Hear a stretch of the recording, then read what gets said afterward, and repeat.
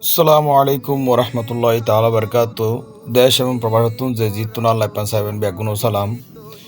আসলে বর্তমান ওমানের পরিস্থিতি বেশি খারাপ এক কথায় দেখতে গেলে এমনভাবে জ্বর বৃষ্টি হওয়ার বেগুন খুবই মানে আশঙ্কাজনক দরকার। তো বর্তমান পরিস্থিতি খুবই খারাপ।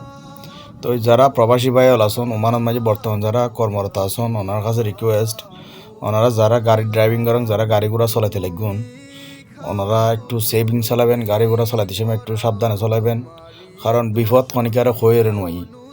আর যারা রুম মাঝে আসন, বর্তমানে যারা রুম মাঝে আসন, যারা খাস্তাম বাইরে গরন, তারা গরম মাঝে টিন শিট থাকে, যারা তো বিল্ডিংত থাকেন তারা ঠিক আছে। আর যারা গিয়ার তখন টিন শিটের তলে তখন অবশ্যই ওনারা গুরুত্বপূর্ণ কথা কি নারা প্রবাসী বাইরের কথা কি গুরুত্বপূর্ণ জিনিস আছে ব্যাগিন অবশ্যই ওনারা সেভ করে রাখিবেন। এবং হঠাৎ মাঝে কোন টাইমে কোন বিপদেই আল্লাহ ছাড়া একমাত্র আল্লাহ সুবহানাহু ওয়া তাআলা ছাড়া হইতে পারে।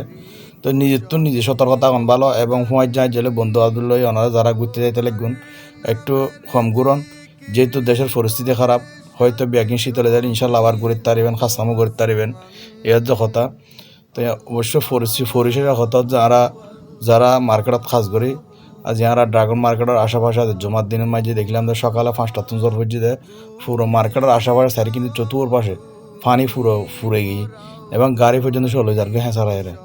তো এই পরিস্থিতি স্বাভাবিক হইলে বেগুন অবশ্যই আবার কাস্টম করতে পারব। ওনার কাছে রিকোয়েস্ট, ওনারা যে জিত আসন বালা তখন সুস্থ থাকুন এবং নিজ নিজ জায়গাতুন অ্যালার্ট থাকুন। কত যে আর একটু বাড়ি ঘরে বেগুন কলডল করিবেন, কারণ কিনলে বেগুনের বাড়ির যারা ফ্যামিলি মেম্বার আছে বেগুন মন ফুর রয়েছে প্রবাসন মাঝে আর প্রবাসী বাইল বাড়িতে কথাবার্তা হইবেন বেগুনের কাছে রিকোয়েস্ট।